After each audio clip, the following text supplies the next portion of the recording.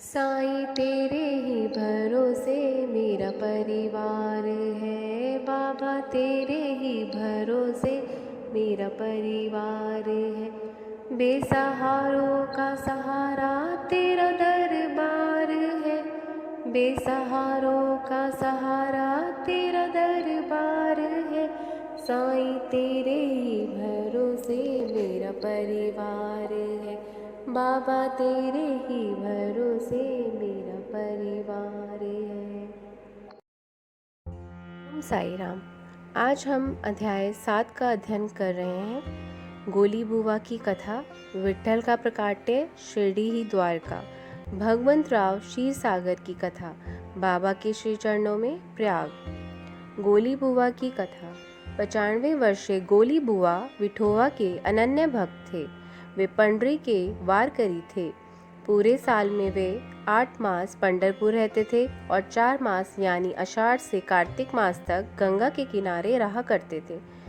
गोली बुआ का नियम था कि वे हर वर्ष वारी लेकर पंढरपुर जाया करते थे और लौटते समय श्री साईं बाबा के दर्शन के लिए शिरडी अवश्य आया करते थे। उनके पास एक गधा था जिस पर वे सामान रखा करते थे और एक शिष्य भी उनकी सेवा के लिए सदैव साथ रहता था। श्री साईं बाबा के प्रति उनमें गहन श्रद्धा भाव था।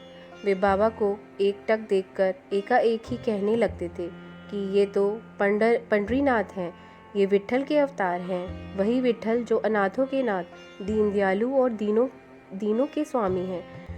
गोली बुआ ने पंडरी यात्रा के बाद अनेक बार श्री साईं बाबा में पंडरीनाथ के दर्शन किए थे। यहाँ विशेष उल्लेखनीय है कि गोली बुआ के अतिरिक्त अन्य भक्तों ने भी श्री साईं बाबा में अपने इष्ट देव के दर्शन किए थे। इससे श्री साईं बाबा की दिव्यता का संकेत मिलता है। विट्ठल का प्रकाट्य। श्री साईं बाबा की रुचि भगवत भजन व ईश्वर चिंतन में विशेष रूप से थी। वे सदैव अपने ही स्वरूप में लीन रहा करते थे। वे जुबान से हमेशा अल्लाह मालिक का उच्चारण किया करते थे और कीर्तन सप्ताह का भी आयोजन करते रहते थे।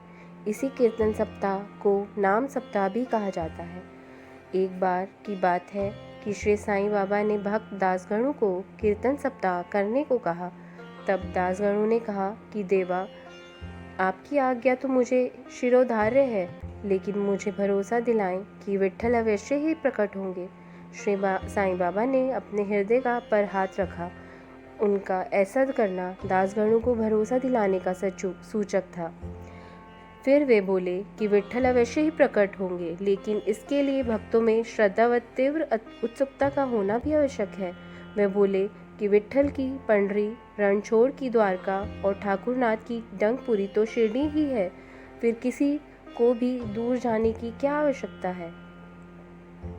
क्या विट्ठल कहीं बाहर से आएंगे? वे तो शिरडी में ही विराजते हैं। जब भक्तों में भक्ति और प्रेम का प्रवाह होगा तो विट्ठल स्वयं ही प्रकट हो जाएंगे। फिर ऐसा हुआ भी। जब कीर्तन सप्ताह समाप्त हुआ तो विट्ठल स्वयं ही प्रकट हो गए। इसके प्रमाण काका साहिब दीक्षित थे, जिन्होंने नित्य की भांति स्नान के बाद ध्यान किया तो उन्हें विट्ठल के साक्षात दर्शन हुए। दोपहर को जब काका साहिब दीक्षित श्री साईं बाबा के दर्शनार्थ मस्जिद गए तो बाबा ने उनसे इस प्रकार पूछा, क्यों विट्ठल पाटिल आए थे ना? क्या तुमने उनके दर्शन किए? वे बड़े चंचल है, उन्हें अच्छी तरह पकड़ लो, जरा भी चूकोगे तो वे बचकर निकल जाएंगे। ऐसा कहकर श्री साईं बाबा मुस्कुराने लगे, जैसा कि उनका स्वभाव था। काका साहिब दीक्षित को सुबह तो विट्ठल के दर्शन हुए ही, दोपहर में भी उन्हें फिर से उनके दर्शन हुए। उस दिन एक और आश्चर्य यह हुआ कि वह चित्र विक्रेता विठोबा के 25-30 चित्र लेकर वहां बेचने आया। वे चित्र ठीक वैसे ही थे जैसे काका साहिब दीक्षित को ध्यान के समय विट्ठल के दर्शन हुए थे। चित्र को देखकर और बाबा के कथन का स्मरण कर काका साहिब को बड़ा आश्चर्य हुआ, साथ ही बड़े प्रसन्न भी हुए।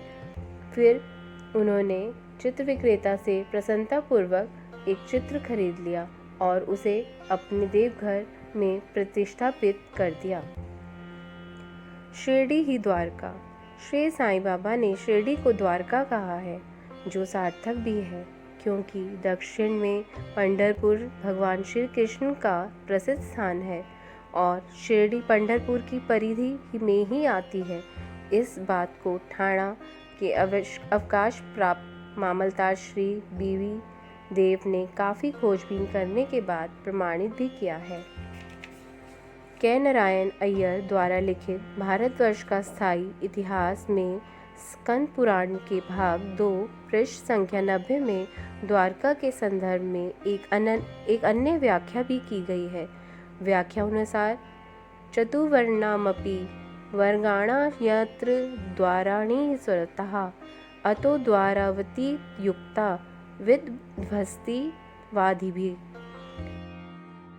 अर्थात जहाँ चारों वर्णों ब्राह्मण क्षत्रिय वैश्य शूद्र को चारों पुरुषार्थ धर्म अर्थ काम मोक्ष की प्राप्ति हो, वह स्थान विद्वानों की दृष्टि में द्वारका या द्वारवती है। शिरडी में श्री साईं बाबा की मस्जिद भी चारों वर्णों के लिए सदैव खुली थी, इसलिए शिरडी को द्वारका कहना सर्वथा सार्थक है। भगवत राव क्षीर सागर की कथा। भगवत राव क्षीर सागर के पिता विठोबा के अन्य भक्त थे। वे हर वर्ष वारी लेकर पंढरपुर जाते थे। श्री साईं बाबा को भी विठ्ठल पूजन में गहरी रुचि थी। यह इस कथा से स्पष्ट हो जाता है। जब गोली बुआ का निधन हो गया तो उनके पुत्र भगवंत राव ने वारी पूजा श्रद्धा आदि कर्मों को त्याग दिया। एक बार जब भगवंत राव शिरडी पहुंचे तो श्री साईं बाबा ने उनकी ओर देखते हुए अन्य भक्तों से कहा कि इनके पिता मेरे घनिष्ठ मित्र थे, इसलिए मैंने इन्हें यहाँ बुलाया है। इन्होंने विठोबा को भोग न लगाकर उन्हें भूखों मारा है, इसलिए इन्हें यहाँ आने की मैंने प्रेरणा दी है। अब मैं इन्हें जबरन पूजा में लगा दूंगा। बाबा के श्री चरणों में प्रयाग पावन तीर्थ है, जहाँ गंगा और यमुना का संगम होता है। हिंदुओं में ऐसा माना जाता है कि प्रयाग में स्नान करने से पापों का नाश हो जाता है, इसीलिए किसी भी पर्व के अवसर पर हजारों लाखों की संख्या में भक्तजन प्रयाग में स्नान लाभ उठाते हैं। एक बार की बात है कि दासगणों ने भी प्रयाग में जाकर स्नान करने का निर्णय किया। बाद में वे श्री साईं बाबा के पास उनकी आज्ञा लेने गए। तब बाबा ने कहा कि इतनी दूर व्यर्थ ही भटकने की क्या आवश्यकता है, प्रयाग तो शिरडी में ही है, मुझ पर विश्वास करो। तभी महाआश्चर्य हो गया। दासगणों ने जैसे ही श्री साईं बाबा के श्री चरणों में शीश झुकाया, बाबा के श्री चरणों से गंगा यमुना की धारा बड़े वेग से बहने लगी। उस चमत्कार को देख दासगणों की भक्ति व प्रेम उमड़ पड़े। उनके नेत्रों की अश्रुधारा प्रवाहित होने लगी। उन्हें अंत स्फूर्ति की अनुभूति हुई और उनके मुख से अनायास स्वतः ही श्री साईं बाबा की स्रोतस्विनी प्रवाहित होने लगी, अर्थात वे श्री साईं बाबा का सत्वन करने लगे। ओम साई नमो नमः। ओम साई राम। ओम साई राम। अब हम कल अध्याय 8 का अध्ययन करेंगे। ओम साई राम।